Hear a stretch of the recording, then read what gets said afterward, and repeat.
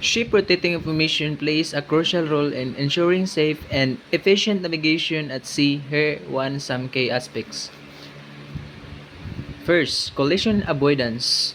By knowing the routes and position of other vessels, ships can take steps to avoid collision and reduce the risk of accidents. Second, optimizing routine optimizing routing information helps ships take the most efficient route, reducing fuel consumption, lowering emissions, and saving time.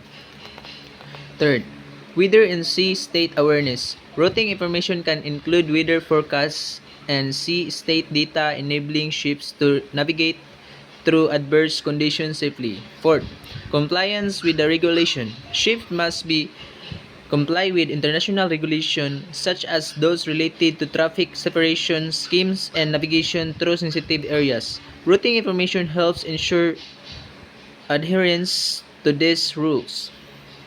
Fifth, real-time updates. With real-time routing information, ships can respond quickly to changes in weather, sea state, or other vessel movement, ensuring safe and efficient navigation.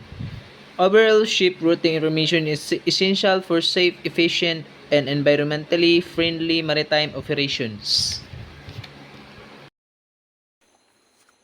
Ship routing is a vital aspect of maritime navigation that focuses on the safe and efficient movement of vessels across the seas.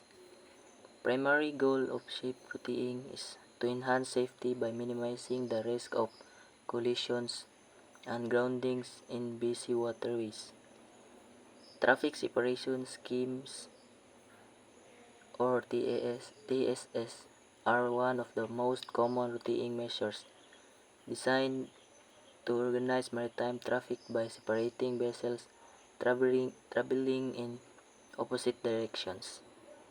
These schemes help to streamline navigation in congested areas, such as the English Channel or the Strait of Malacca.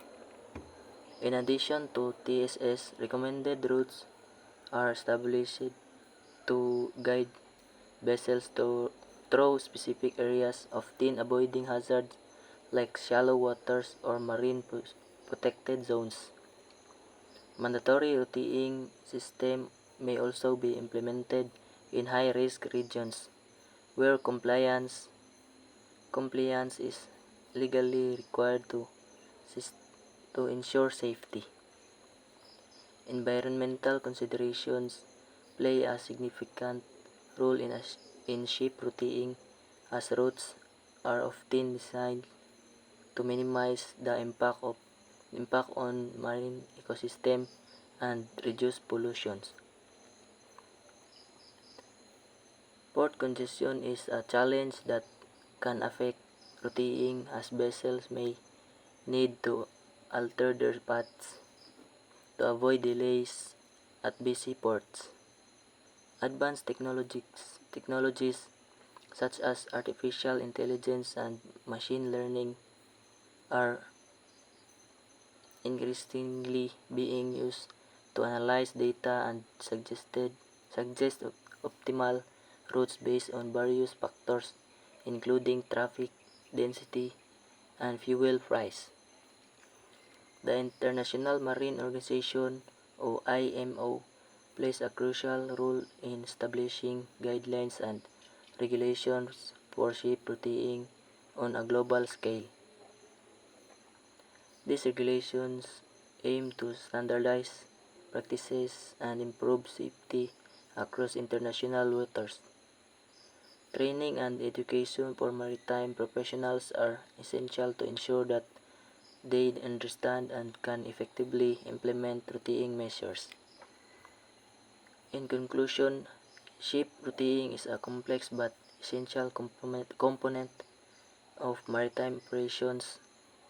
It involves a combination of safety measures, environmental considerations, and technological advancements to facilitate the efficient movements of vessels. As global shipping continues to grow, the importance of effective ship routing will only increase, making it a crucial area of focus for the maritime industry.